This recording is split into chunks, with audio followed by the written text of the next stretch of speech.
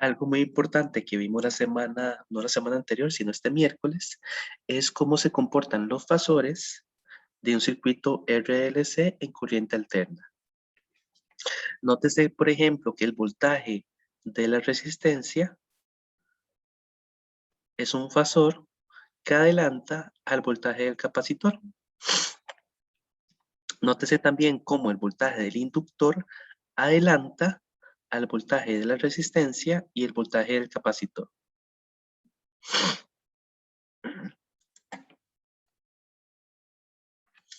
Recordemos que los fasores son una representación muy similar a los vectores, solo que los fasores son vectores que están siempre girando a la frecuencia angular de la fuente de corriente alterna.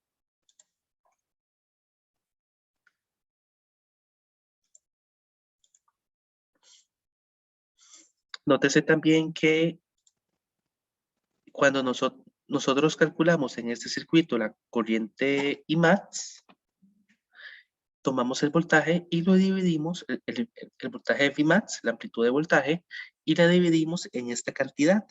Esta cantidad que está en el denominador recibe un nombre especial que se denomina impedancia. Esta impedancia me viene representando la forma generalizada de la resistencia, pero en circuitos de corriente alterna. Hablar de impedancia en circuitos de corriente alterna es lo mismo que hablar de resistencia en circuitos de corriente directa.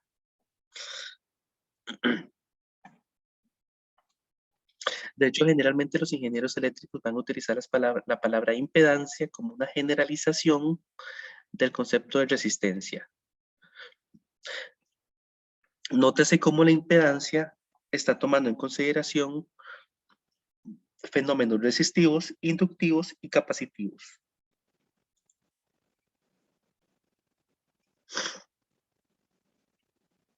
Ahora bien, hagamos un ejercicio que va a ser el ejemplo número 2.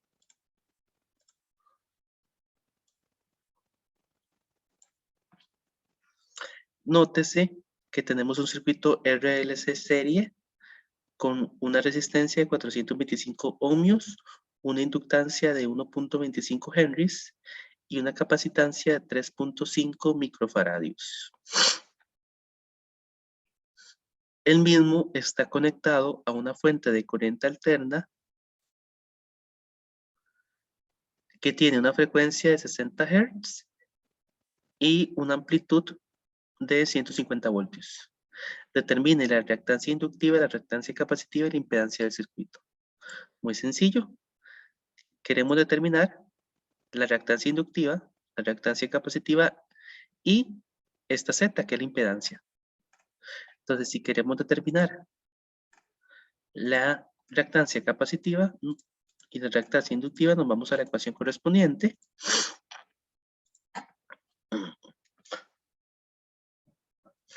Esta es la ecuación de la reactancia capacitiva. Nótese que depende de la frecuencia en radianes entre segundos, la frecuencia angular y la capacitancia.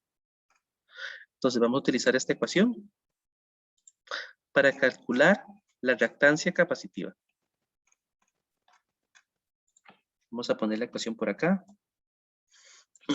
Y tenemos que utilizar la ecuación para calcular también la reactancia inductiva. Aquí está la ecuación.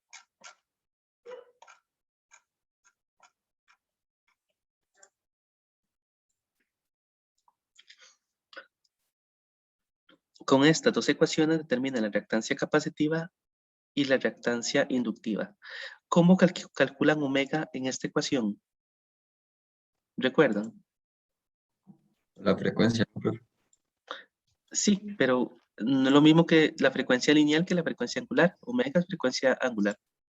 Ok, era 2pi por F. Correcto. Omega es simplemente 2πf. Y con estas ecuaciones mágicas ya pueden venir y calcular lo que se les está pidiendo. Creo que nos falta una ecuación que es esta, para calcular impedancia. Con esas 4 ecuaciones ya se la juegan. Hacen los cálculos, calculan primero la reactancia inductiva, que les da 471. Aquí hay algo importante, es que las unidades que se utilizan para la reactancia son los ohmios.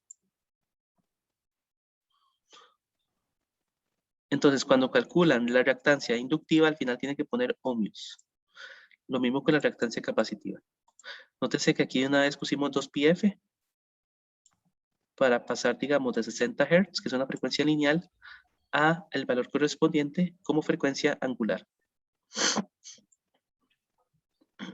Y por último, utilizando todos esos valores, calculamos la impedancia. Algo importante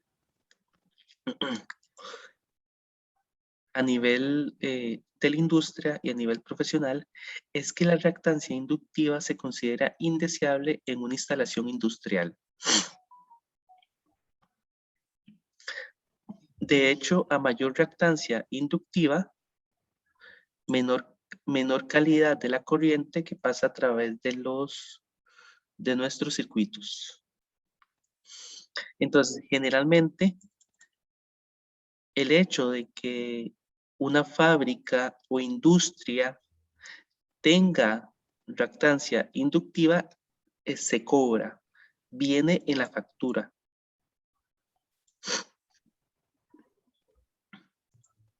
Es decir, viene ahí en la factura cobrado y a las empresas, no a los comercios. No a los comercios, no a las personas, sino a los comercios se les cobra la reactancia inductiva. Va a haber reactancia inductiva cuando tenemos motores, muchos motores. Y tenemos resistencia, digamos, cargas resistivas cuando tenemos calentadores de agua como cocinas, cocinas.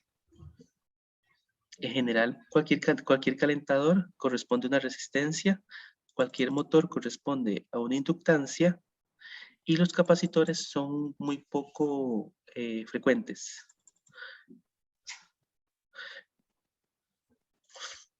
Entonces, vea qué interesante. Sí, vea qué interesante lo siguiente. Vea que a la reactancia inductiva se le resta la reactancia capacitiva.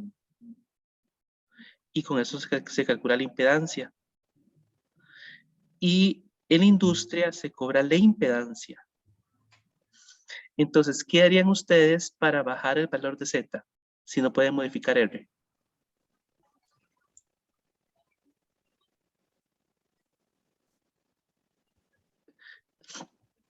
En la industria,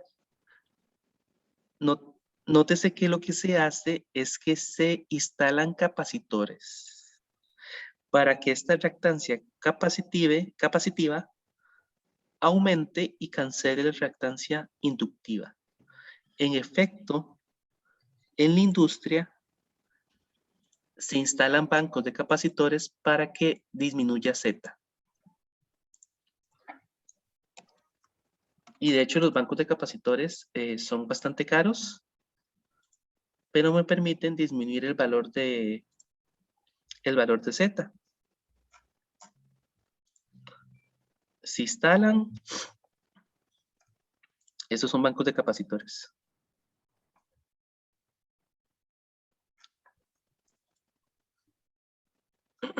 Entonces, la industria, si quiere ahorrar dinero, puede instalar bancos de capacitores y de esa manera logran disminuir el valor de Z. Las fábricas lo hacen.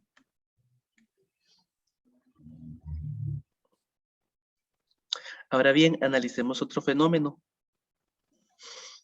Si ustedes observan esta ecuación, nótese que el valor de Z es mínimo cuando la reactancia inductiva es igual a la reactancia capacitiva. En este caso, cuando Z es mínimo, y max, cuando este valor de abajo es mínimo, y max toma su valor máximo. Cuando eso ocurre, decimos que el circuito está en resonancia. Y eso ocurre, como ya les mencioné, cuando la reactancia inductiva es igual a la reactancia capacitiva.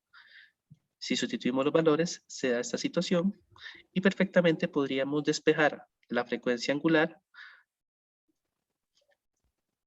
y calcular la frecuencia a la que ocurre la resonancia. Entonces, nótese que cuando un circuito está en resonancia, la reactancia capacitiva tiene el mismo valor que la reactancia inductiva. El valor de Z es mínimo y el valor de Imax es máximo.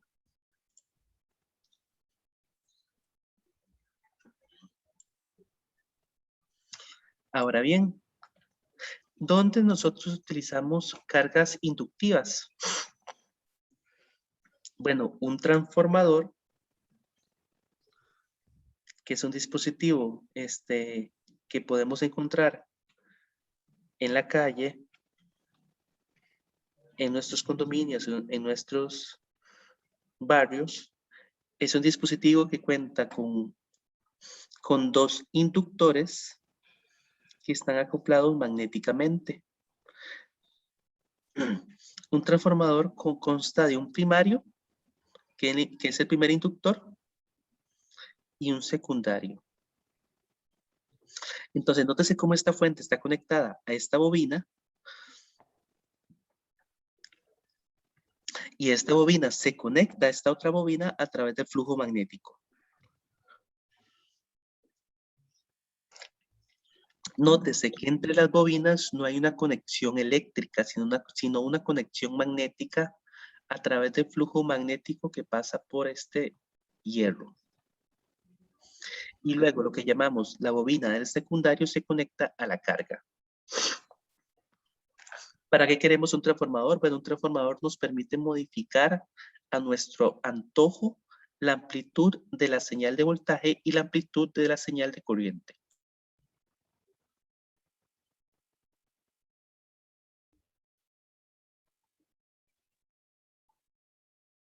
Se puede demostrar utilizando, de hecho, la ley de Ampère y la ley de Faraday, que la relación existente entre los voltajes de un transformador depende del número de vueltas del primario y el número de vueltas del secundario.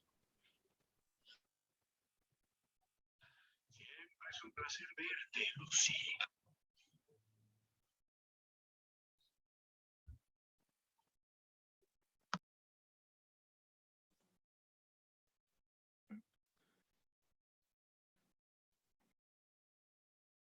Y con eso ya estaríamos cubriendo todos los temas de este fascinante tópico de corriente alterna. Estoy un poquito resfriado. Ok, vamos a la actividad sincrónica número 2. Creo que ya se los comenté el miércoles, pero deben tomar una fotografía de un transformador, tomar las medidas de seguridad respectivas. Es importante que no se acerquen al transformador. Es decir, no se van a acercar al transformador, lo toman a una distancia de 10 metros. No se van a subir un poste y no van a realizar ningún acto inseguro. Solamente desde lejos, desde una distancia segura, le toman fotos al transformador. Desde muy lejos. Y tienen que identificar el primario y el secundario en la foto, así como la línea de alta tensión. No deben tener contacto directo con el equipo, no se acercan al transformador, se mantienen a una distancia segura, unos 10 metros, y desde lejos le toman la foto. Esta sería la actividad sincrónica extra número 2, que vale un 1%. Y eso sería la clase del día de hoy. Recuerden las actividades asincrónicas. Y nos veríamos el siguiente miércoles. ¿Alguna pregunta antes de terminar? Esa foto para el miércoles, ¿verdad, profe? No, de hoy en 8. Esa es para... Sí. Ah, ok, para de hoy en 8. Ok, excelente. Gracias. Bueno, muchas gracias. Hasta luego. Hasta luego, buen Gracias, día. profe. Por allá.